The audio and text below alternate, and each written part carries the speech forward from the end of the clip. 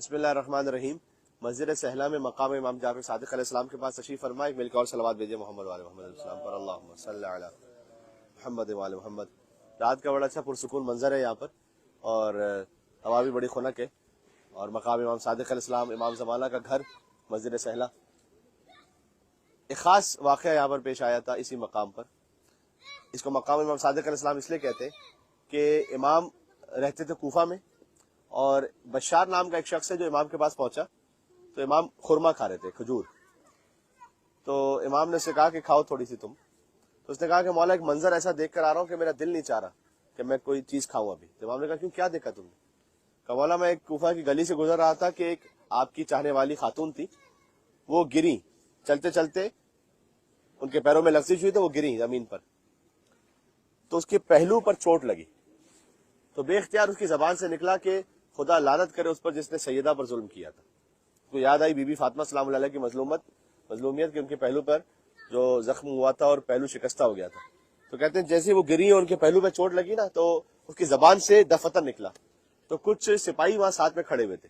انہوں نے یہ سنا اور اس کو گرفتار کر کے لے کر چلے گئے،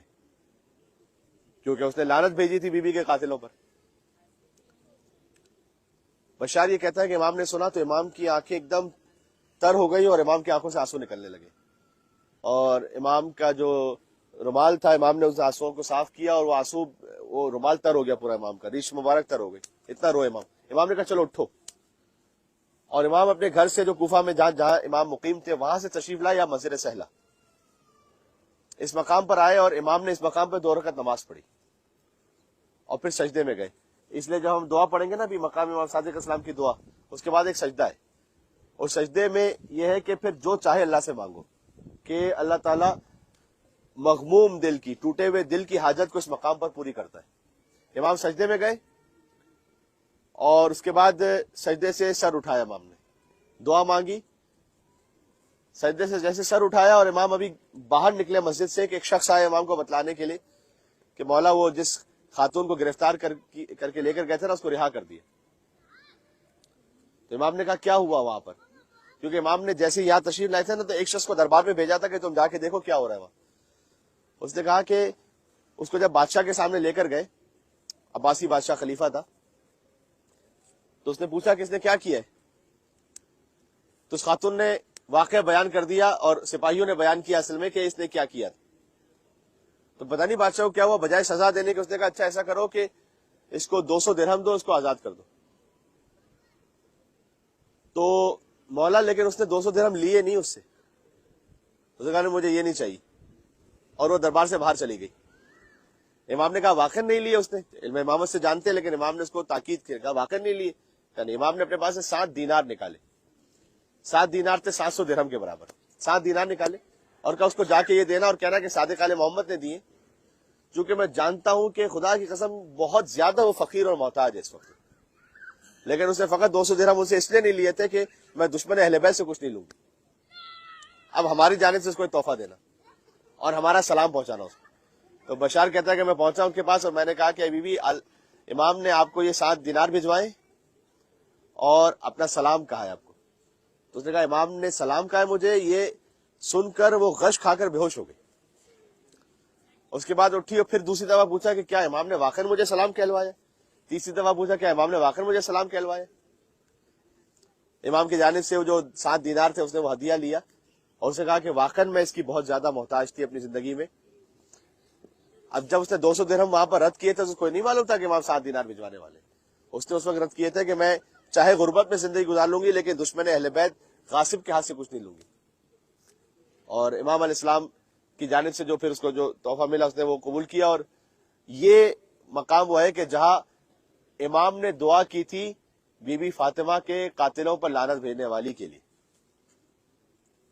اس کا مطلب ہے کہ اس مقام پر کم سے کم ہمیں بھی یہ ضرور کہنا چاہیے کہ لعن اللہ قاتلی کیا فاطمہ الزہرا سلام اللہ علیہ، اے بی بی فاطمہ آپ کے قاتلوں پر اللہ کی لعنت ہو، آپ پر ظلم کرنے والوں پر اللہ کی لعنت ہو، آپ کا حق غصب کرنے والوں پر اللہ کی لعنت ہو، مولا علی علیہ السلام کا حق غصب کرنے والوں پر اللہ کی لعنت ہو۔ جب ہم اس دعا کو کریں تو اس کا مطلب ہے کہ ہم امام صادق علیہ السلام کی دعا میں انشاءاللہ شریک ہوں گے، اور اس مقام پر امام نے دعا کی تھی، سامنے دیکھیں دعا لکھی ہوئی ہے، امام نماز کے بعد یہ دعا اگر پڑھیں تو زیادہ تاکید ہے اس کی. بسم اللہ الرحمن الرحیم. انت اللہ لا الہ الا انت مبدئ الخلق ومعیدهم وانت اللہ لا الہ الا انت خالق الخلق ورازقهم وانت اللہ لا الہ الا انت القابض الباسط وانت اللہ لا الہ الا انت مدبر الامور وباعث من في القبور انت وارث الارض ومن عليها اسألك باسمك المخزون المكنون الحي القيوم وانت الله لا اله الا انت عالم السر واخفى اسألك باسمك الذي اذا دعيت به اجبت واذا سئلت به اعطيت واسألك بحقك على محمد واهل بيته وبحقهم الذي اوجبته على نفسك ان تصلي على محمد وآل محمد وان تقضي لي حاجتي الساعة يا سامع الدعاء يا سيدا يا مولاه يا غياثا أسألك بكل اسم سميت به نفسك أو استأثرت به في علم الغيب عندك أن تصلي على محمد وآل محمد وأن تعجل فرجنا الساعة يا مقلب القلوب والأبصار يا سميع الدعاء. اس کے بعد آپ سجدے میں تشریف لے جائیے اور جو کوئی آپ کی خاص حاجت ہے، جیسے امام صادق علیہ السلام نے اس خاتون کی رہائی کی حاجت مانگی تھی، آپ کوئی بھی اپنی حاجت ایسی خاص ہو اس کو طلب کریں سجدے میں جا کر.